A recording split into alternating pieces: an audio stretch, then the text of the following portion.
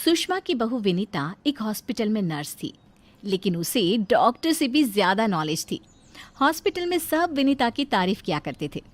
सुषमा का बेटा यानी कि अंकित अपनी बीवी विनीता से बहुत प्यार करता था और उसे अपनी पत्नी की काबिलियत पर बहुत भरोसा था।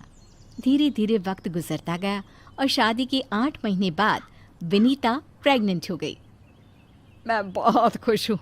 मेरा इकलौता बेटा है और अब इसका बच्चा इस दुनिया में आएगा। मैं दादी बन जाऊंगी। दादी मैं बता नहीं सकती मुझे कितना अच्छा लग रहा है। आपको खुश देखकर मैं भी बहुत खुश हूँ माँ। देखो बेटा, वैसे तो विनीता नर्स है, उसे अपने बारे में सब कुछ पता है, लेकिन फिर भी ना आजकल बच्चे पैदा करने में बड़ी परेशानी होने लगी है। उसे कहना कि वो अपना अच्छे से ख्याल रखे। अरे माँ, आप है ना, आपके रहते हमें चिंता करने की क्या ज़रूरत है। मैं तो अपनी बहू का बहुत अच्छे से ख्याल रखने वाली हूँ। उसे अच्छे से खिलाऊंगी पिलाऊंगी, तभी तो मेरा पोता या पोती एकदम हेल्दी पैदा होगा। कुछ दिनों के बाद सुबह के वक्त। अरे विनीता बहू, ये तुम क्या कर रही हो? कुछ भी तो नहीं मम्मी, अपना हेल्थ चेकअप कर रही हूँ। और क्या? लेकिन ये ब्लड प्रेशर की मशीन और ये तुम्हारे हाथ में इंजेक्शन कैसा है? अरे मम्मी जी, मैं अपना ब्लड प्रेशर चेक करके देख रही थी। प्रेग्नेंट होना और ऐसी हालत में ब्लड प्रेशर चेक करना बहुत ज़रूरी होता है। लेकिन बेटा, इन सब कामों के लिए तुम्हें डॉक्टर के पास जाना चाहिए। अपना चेकअप खुद करने की क्या ज़रूरत है? और ये इंजेक्शन किस लिए लाई हो? मम्मी जी, इससे मैं अपना ब्लड सैंपल लूँगी और हॉस्पिटल में जाकर अपना ब्लड चेक करवा लूँगी। अरे ऐसा भी कोई करता है भला? अपने खुद के हाथ से खुद का ब्लड सैंपल भी कोई निकालता है क्या? मम्मी जी, ये मेरा रोज़ का काम है, इसमें क्या है? मैं जब खुद से ये सब कर सकती हूँ तो किसी और से क्यों करवाऊँ? अच्छा ठीक है, जैसा तुम्हें सही लगे। कुछ दिनों के बाद सुषमा अपनी बहू को फिर से इंजेक्शन लगाते हुए देखती है और अंकित भी उस वक्त वहीं पर था। अरे विनीता, ये तुम क्या कर रही हो? तुम प्रेग्नेंट हो, इस तरह खुद को इंजेक्शन लगाने की क्या ज़रूरत है? अब तू ही समझा बेटा। पिछली बार भी अपना ब्लड सैंपल खुद ही कलेक्ट कर रही थी, तब भी मैंने इसे समझाने की कोशिश की थी, लेकिन ये तो मेरी बात सुनती ही नहीं। अरे मम्मी जी, मैंने पहले भी कहा था ना, बड़े हॉस्पिटल में नर्स हूँ मैं, और क्या करना है क्या नहीं मुझे अच्छी तरह पता है। हाँ, लेकिन तुम खुद को इंजेक्शन क्यों लगा रही हो? अरे इंजेक्शन नहीं है, प्रेगनेंसी में कुछ वैक्सीन लगवाने होते हैं, बस वही लगा रही हूँ, और क्या। और फिर एक दिन रात को अचानक विनीता की तबीयत खराब हो जाती है। क्या हुआ विनीता? तुम ठीक तो हो? तुम तो खुद अपना इतना ख्याल रखती हो, तुम्हारी तबीयत कैसे बिगड़ गई? पता नहीं अंकित, ऐसा लग रहा है कि वीकनेस हो रही है, बहुत कमज़ोर सा महसूस कर रही हूँ पिछले कुछ दिनों से। तुमने तो अपना ब्लड सैंपल दिया था ना हॉस्पिटल में, उसकी रिपोर्ट आई या नहीं? कल सुबह ही आ जाएगी, तब सब कुछ पता चल जाएगा। अगले दिन सुबह के वक्त। विनीता, तुम्हारी ब्लड रिपोर्ट तो आ चुकी है। तुम्हारी बॉडी में तो आयरन की बहुत कमी है, देखो तो ज़रा।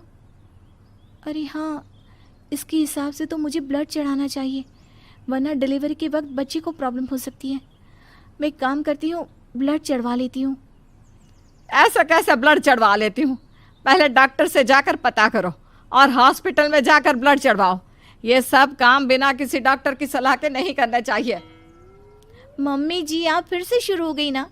क्या करना है क्या नहीं मैं अच्छे से जानती हूँ, मैं खुद कर लूँगी। और विनीता हॉस्पिटल से ब्लड की बोतल का इंतज़ाम करती है और खुद अपने ही हाथों से खुद को घर में रहकर ब्लड चढ़ा लेती है। अगले दिन। विनीता, अब तुम्हारी तबीयत कैसी है? देखो, मुझे पता था ब्लड चढ़ते ही मेरी सारी वीकनेस दूर हो जाएगी। मुझे बहुत अच्छा लग रहा है, एकदम ठीक हूँ मैं। कुछ दिनों के बाद विनीता की प्रेगनेंसी का 8वां महीना शुरू हो चुका था और एक दिन सुबह के वक्त विनीता अच्छे से तैयार होकर अपने कमरे से बाहर आती है। क्या हुआ विनीता, सुबह सुबह कहाँ जा रही हो? बहुत दिन हो गए हॉस्पिटल नहीं गई, सोच रही हूँ आज ड्यूटी पर चली जाती हूँ। डॉक्टर का भी फ़ोन आया था अभी अभी। लेकिन बेटा, अब तुम्हारा 8वां महीना चल रहा है, ऐसी हालत में तुम्हें घर में आराम करना चाहिए और डिलीवरी करवाने तो बिल्कुल भी नहीं जाना चाहिए। लेकिन क्यों मम्मी जी, डिलीवरी करवाने में क्या प्रॉब्लम है?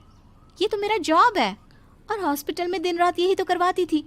आपने कहा कुछ दिन काम पर मत जाओ, इसलिए नहीं गई। हाँ मम्मी, वैसे विनीता ठीक ही तो कह रही है, उसका रोज़ का काम है ना ये। तुम आजकल के बच्चे ना कुछ नहीं समझते।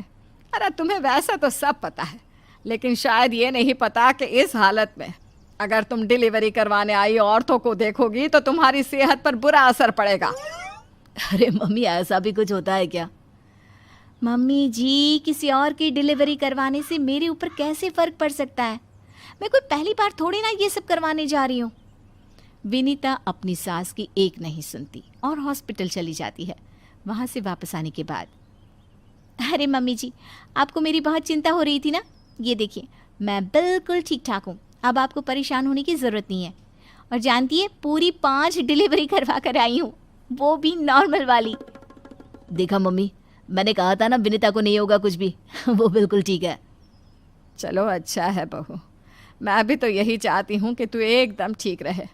और आजकल जिसे देखो उसके ऑपरेशन से बच्चे होते हैं, ये देख देख करना बहुत डर लगता है।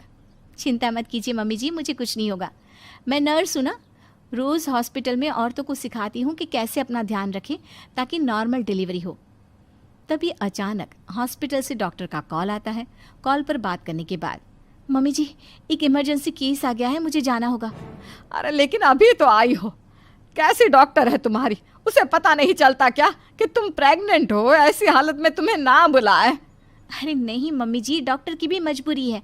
कह रही थी काफ़ी सीरियस केस है और हॉस्पिटल में उन्हें किसी दूसरी नर्स पर इतना भरोसा नहीं जितना मुझ पर है। मुझे लगता है कि तुम्हें मना कर देना चाहिए बहू। कुछ नहीं होगा मुझे मम्मी जी, मैं अभी डिलीवरी करवा के आती हूँ। कुछ देर बाद अंकित के पास हॉस्पिटल से फ़ोन आता है। अरे मम्मी, जल्दी हॉस्पिटल चलिए, वहाँ विनीता की तबीयत खराब हो गई है। हे भगवान, सब ठीक करना, मुझे तो पहले ही डर लग रहा था। अंकित और सुषमा हॉस्पिटल पहुँचते हैं। क्या हुआ विनीता को? वो क्या है ना, विनीता एक नॉर्मल डिलीवरी करवा रही थी। केस बहुत ही सीरियस था और उस लेडी को बहुत ज़्यादा प्रॉब्लम हो रही थी। क्योंकि विनीता खुद प्रेग्नेंट है तो वो अचानक से घबरा गई और उसे लेबर पेन शुरू हो गया। लेकिन अभी तो मेरी बहू का सिर्फ 8वां महीना चल रहा है। देखिए, ऐसा हो जाता है। उस औरत को दर्द में देखकर घबराहट की वजह से विनीता को ये हुआ है। अरे डॉक्टर, लेकिन डरने की कोई बात तो नहीं है ना? नहीं नहीं, ऐसा कुछ नहीं, हमने उसे एडमिट कर लिया है। तभी सब देखते हैं कि विनीता अपने हाथ में एक छोटे से बच्चे को लिए बाहर आती है।